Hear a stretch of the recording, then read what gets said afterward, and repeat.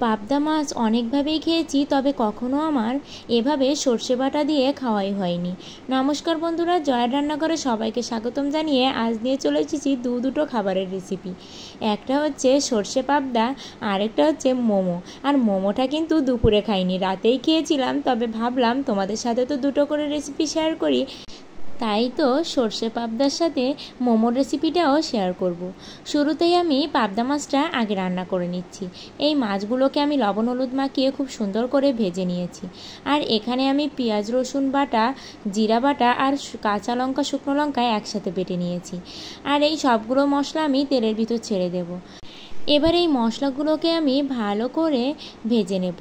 আর ভেজে নিয়েই এর ভিতরে আমি দিয়ে দেব পরিমাণ মতো লবণ, আর দিয়ে দেব পরিমাণ মতো হলুদ। লবণ হলুদ দিয়ে আমি এটাকে আরও কিছু সময় এভাবে নেড়েচেড়ে ভেজে নেব। আর নেড়েচেড়ে ভেজে, যেহেতু আমি এখানে একটু অল্প তেল দিয়েছি, তাই কিন্তু আমি এখানে আরও একটু তেল ব্যবহার করেছিলাম। আর একটা কথা, এই সর্ষে পাবদার রেসিপিতে না, মানে শুধু সর্ষে পাবদা না, সর্ষে দিয়ে যে কোনো রেসিপিতে একটু তেলটা বেশি হলে না বেশিই মজা লাগে। এবার আমি এই মশলাটাকে জল দিয়ে ভালো করে নেড়েচেড়ে কষিয়ে নেব। আর দেখুন ওপাশ থেকে ভগবান কিভাবে লাইট মারছে, মানে তার লাইটের কাছে তো আমার হাজারো লাইট সব ব্যর্থ হয়ে যাবে। তাই তো আমি আর আমার লাইট মারারই চেষ্টা করছি না। সে এতটা লাইট জানলা দিয়ে মারছে যে দেখুন আমার রেসিপির পুরো কালার উল্টোপাল্টা হয়ে গেছে। তবে ওই যে কথাই বলে না, আল্লাহর সাথে পাল্লা দিতে গেলে কি আর হবে। তাই তো আমি পাল্লা না দিয়েই কিন্তু আমি দিব্যি তার লাইটেই আজ রান্নাটা করে নিলাম। জানলা দিয়ে কিন্তু ভীষণই আলো আসছিল।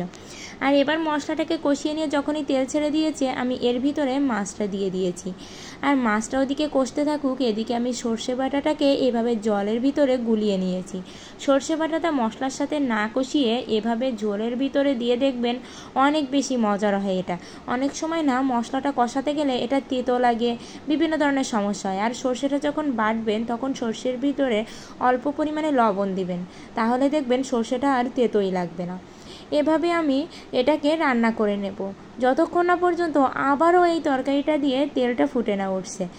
আর এখানে আমার প্রিয় বন্ধুদের বলতে চাই, আমার ভিডিওটি ভালো লাগলে অবশ্যই লাইক করে কমেন্টে আপনাদের ব্যক্তিগত মতামত জানাবেন। আর আমার এই দুপুরের মেনুগুলো আপনাদের ভালো লাগলে অবশ্যই আমার চ্যানেলটি সাবস্ক্রাইব করে পাশের ঘন্টাটি বাজিয়ে অল অপশানে সেট দিয়ে রাখবেন।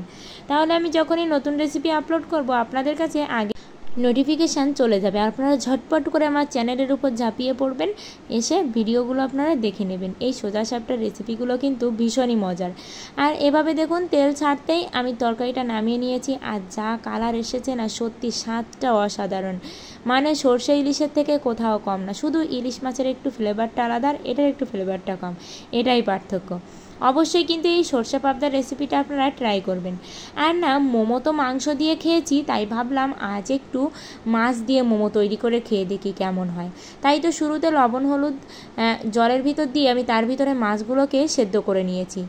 আর সেদ্ধ করে নিয়ে এদিকে আমি ময়দার একটা ডো তৈরি করে নিচ্ছি। এই ময়দার ভিতরে আমি খাবার সয়াবিন তেল আর দিয়ে দিলাম অল্প পরিমাণে লবণ, আর দিয়ে এটাকে আমি ভালো করে মাখিয়ে একটা ডো তৈরি করে ডোটাকে আমি রেস্টে রেখে দেব।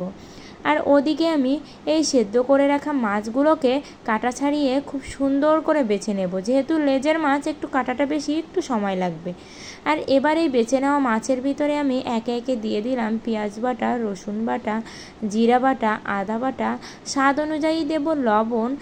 আর একটু ঝাল ঝাল না হলে তো ভালো লাগবে না, তাই দিয়ে দেব এখানে শুকনো লঙ্কার গুঁড়ি। তবে শুকনো লঙ্কার গুঁড়িটা কিন্তু একটু কম পরিমাণে দিবেন যদি না আপনারা গোলমরিচের গুঁড়াটা ব্যবহার করেন। আর দিয়ে দেবো এখানে লেবুর রস, মানে গোলমরিচের গুঁড়া দিলে না এক্সট্রা একটা ঝাল হয়, আর সেই ঝালের জন্য কিন্তু শুকনো লঙ্কার গুঁড়িটা একটু কম দিলেই চলবে।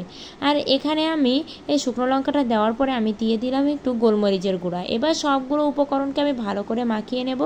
আপনারা চাইলে এভাবে কাঁচাও মোমোটা তৈরি করতে পারেন, মানে এই মাছটা এভাবেই ডোর ভিতর দিয়ে। আবার চাইলে কিন্তু আপনারা মশলা দিয়ে এটাকে কষিয়েও নিতে পারেন। এবার আমি জল বসিয়ে দিয়েছি ভাপানোর জন্য, তার উপরে এই যে রাইস কুকারের পাতিলটা দিয়ে দিলাম। আর এদিকে আমি সুন্দর করে মোমোর শেপ দিয়ে তৈরি করে নিয়েছি। এবার এগুলোকে ভাপিয়ে নেব, ঢাকনার সাহায্যে বেশ কিছুক্ষণ ভাপিয়ে নেব। তবে খুব বেশি কিন্তু ভাপালে এটা অনেক বেশি সেদ্ধ হয়ে গেলে অনেক সময় উঠাতে গেলে অনেক ঝামেলা হয়ে যায়, তাই আপনারা ঠিকঠাক বুঝে এটাকে নামিয়ে ফেলবেন। আর দেখুন কতটা সুন্দর হয়েছে, একদম মনে হচ্ছে না, বোঝাই যাচ্ছে না যে এটা ফিশ মোমো। একদম দারুণ হয়েছে, খেতেও ভীষণ সুন্দর হয়েছিল। আপনারা অবশ্যই ট্রাই করবেন। আর আমার রেসিপিগুলো ভালো লাগলে অবশ্যই কিন্তু বন্ধু হয়ে পাশে থাকবেন। আমার নতুন চ্যানেল, সবাই সাপোর্ট করবেন। সবার ভালোবাসা পেয়ে আমি অনেক দূর যেতে চাই।